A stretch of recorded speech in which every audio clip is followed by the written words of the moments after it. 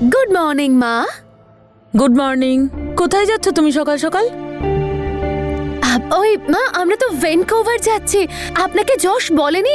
ও তো রেডি হচ্ছে, আর ও বলছিল যে আমরা ওখানে গিয়ে ব্রেকফাস্ট করে নেব। যশ বলেছে তোমায়? হ্যাঁ। কিন্তু ও তো আমায় বলেছে আজও পরোটা খাবে, আর তুমি নাকি খুব ভালো পরোটা বানাও। কি হলো, তুমি বানাতে পারো না? না না, পারি, আমি খুব ভালো পারি। তাহলে চলো আজ মা বেটায় তোমার হাতের পরোটা খাবো।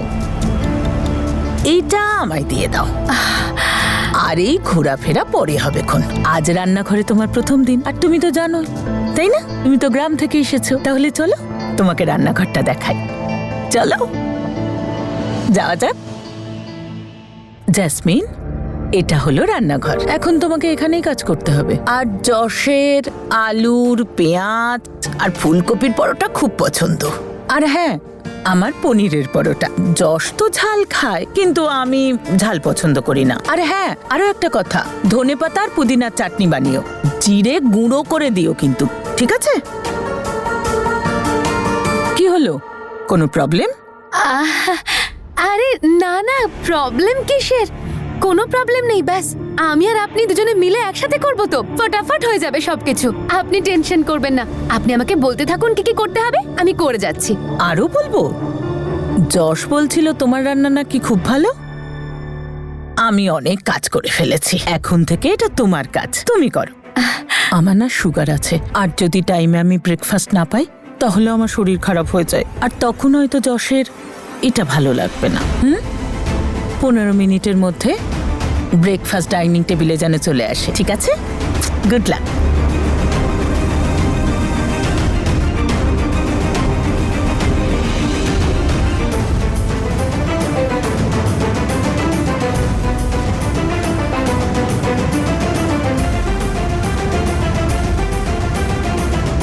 দেখো দেখি, নিজের বাড়িতে কোনোদিন বানালাম না আলুর পরোটা, পেঁয়াজ পরোটা, পনির পরোটা, কোনোটা সেসব করতে হচ্ছে। কে জানে কি লেখা আছে আমার কপালে। কি হয়েছে মম, মেনেছে? হবে না কেন? অস্বীকার করলে দেখতাম। আজই ওকে বোঝাতাম ওকে কেন এখানে আনা হয়েছে। আমার মনে হচ্ছিল যে ওর চুলের ঝুঁটি ধরে এক থাপ্পড় মেরে জিজ্ঞেস করি, ও এরকম কেন করলো, আমার ছেলেকে কি এমন করলো যাতে ওর প্রাণটাই দিতে হলো। কি ভুল ছিল ওর? এটাই যে ওই বাজে মেয়েটাকে ভালোবেসেছে। ও নিজের স্বপ্ন পূরণ করার জন্য আমার ছেলেটাকে শেষ করে দিল। তবে ভাবছি যে তা আমরা ওর সাথে করছি সেটা উপরওয়ালার চোখে ভুল নয় তো? আরে মম, ঈশ্বর সব সময় পাপীকে পাপের শাস্তি দেয়, কখনো নিজে কখনো কারো সাহায্যে। আর জাসমিনকে শাস্তি দেওয়ার জন্য ঈশ্বর আমাদের বেঁচেছেন, কারণ আমরা অনেক কেঁদেছি দাদার জন্য। আর যতক্ষণ আমি ওকে ওর পাপের শাস্তি দিতে পারবো না মা, ততক্ষণ দাদার আত্মা শান্তি পাবে না। ঠিক বলেছিস।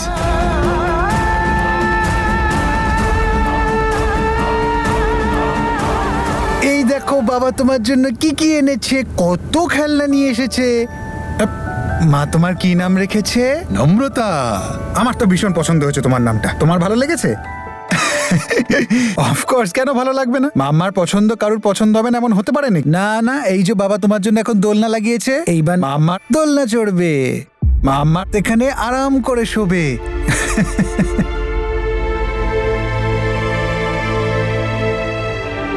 তনু,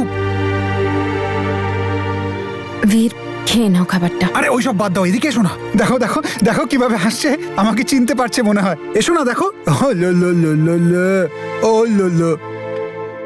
বীর, ওকে বিরক্ত করো না প্লিজ। দেখ দেখ তোর মা কিভাবে রাগ করছে, দেখ বাবা মেয়ের সাথে কথা বলছে দেখে। ও শুয়ে পড়ো মাম্মা, শুয়ে পড়ো।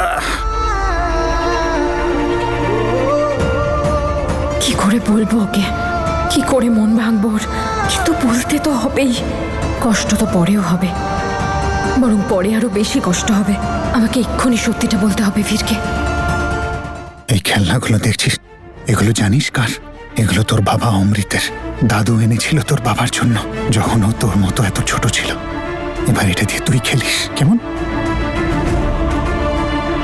তুই আদৌ প্রেগন্যান্ট ছিলিস? কি বলছিস তনু এসব? আমি প্রেগন্যান্ট ছিলাম। ব্যাপারটা কি বলতো, আমি একটা পার্টিতে গেছিলাম, সেখানে আমার মিসক্যারেজ হয়ে যায়। আমার ভেতরে এত শক্তি ছিল না যে আমি বাড়ির লোকেদের এসে সব কথা বলবো, কারণ আমার মনে হয়েছিল ওরা কষ্ট পাবে, ওরা আমার থেকে আবার দূরে চলে যাবে। বীর, এটা অমৃতের সন্তান নয়।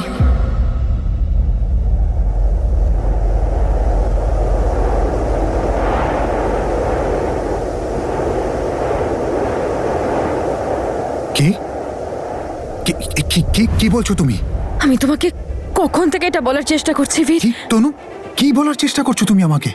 আর কি বললে তুমি এটা? হ্যাঁ বীর, এই বাচ্চা এটা অমৃত আর জেসমিনের মেয়ে নয়।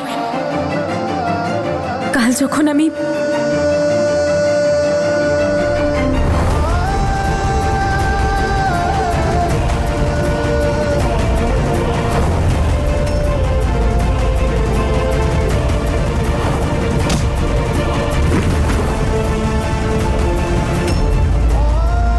দেখো জেসমিন আমাদের কি সুন্দর উপহার দিয়েছে, আমার অমৃতের সন্তান।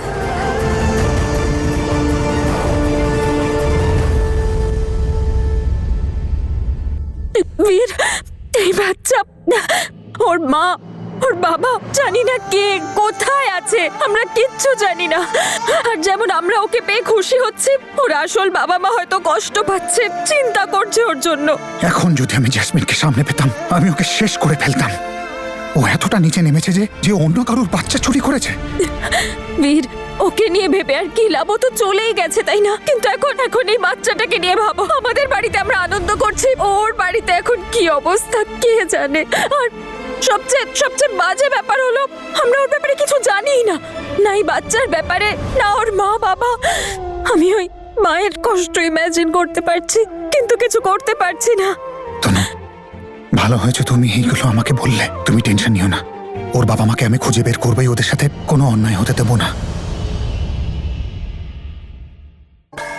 হ্যাঁ বীর, কিন্তু আমার মনটা অস্থির হয়ে আছে। এখানে সবার বাচ্চাটার উপর খুব মায়া পড়ে গেছে। তনু, আমার মনে হয় যে আমাদের সবাইকে এক্ষুনি সবকিছু সত্যি বলে দেওয়া উচিত। দেখো, এই বাচ্চার উপর আমাদের কোনো অধিকার নেই। তাছাড়া জেসমিন এতদিন ধরে তো সবার ইমোশনের সাথে খেলেই বেরিয়েছে, এখন আর নয়। না না না বীর, না, কি বলছোটা কি তুমি? বোঝার চেষ্টা করো বীর, বাড়িতে সবাই কতদিন পর একটু খুশির মুহূর্ত কাটাচ্ছে। এভাবে বলা যাবে না, সবকিছু গন্ডগোল হয়ে যাবে। সবার আগে আমাদের বাচ্চাটার মা বাবাকে খুঁজতে হবে, সবটা খোঁজ নিতে হবে, তারপর ভাববো কি করব, কিভাবে করব। ঠিক আছে, তাহলে কিভাবে শুরু করা যায়?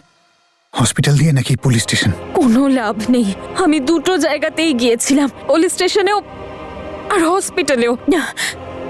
তনু, আমি একটা কাজ করছি। কাল সকালে আমি গ্রামের আশেপাশে সমস্ত হসপিটালে যাই, গিয়ে জিজ্ঞাসা করি যে কোনো বাচ্চা হারিয়েছে কিনা। আর আমরা যশকে ফোন করি, হতে পারে ও কিছু। এক সেকেন্ড। ওয়াও জেসমিন, কি সুন্দর পরোটা বানিয়েছো তুমি। এবার থেকে না প্রতিদিন তুমি পরোটা তৈরি করবে। যশ, আমি না একটু চেঞ্জ করে আসি, হ্যাঁ? আর একটু তৈরিও হয়নি, তারপর আমরা শপিং করতে যাব। তো তুমি প্লিজ মনে করে আমাকে ওই হিলস এখানে পড়ে না, কি যেন বলে, স্টিলেটো বলে কিছু একটা হয় না, ওইটা আমাকে প্লিজ Okay, কিনে okay. দিও। কোথায় মা?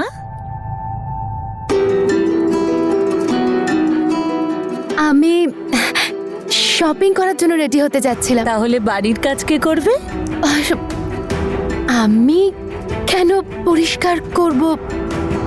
আর অ্যাকচুয়ালি যশ তো জানে আমি কখনো ইন্ডিয়াতে ঘর ঝাড় দেওয়া মোছাই সব কাম করি। অন জেসমিন, এটা ইন্ডিয়া নয়, এটা কানাডা। এখানে সবাইকে নিজের কাজ নিজেকেই করতে হয়।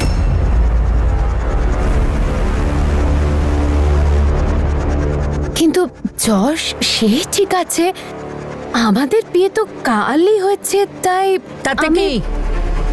বিয়ে যখন হয়েছে সংসারের দায়িত্ব কে নেবে? তুমিই তো কানাডা আসতে চেয়েছিলে, তাহলে এই হলো তোমার কানাডার লাইফ। ফোনটাই তো লাগছে না গো। তোমার কি মনে হয় জেসমিন ঠিক নাম্বার দিয়েছে? এত বড় ক্রাইম করে পালিয়েছে, ফুল প্ল্যানিং এর সাথে করেছে এই সবকিছু। আমার তো বিশ্বাসই হচ্ছে না জ্যাসমিন এসব করতে পারে, কিন্তু হতে পারে ও এখনো ফ্লাইটেই আছে, কানাডা এখনো পৌঁছয়নি, তাই কল লাগছে না। আমার শুধু একবার ওর সাথে কথা হলে, যে কোনো ভাবে আমি যদি এই বাচ্চাটার পেরেন্টসের ব্যাপারে যদি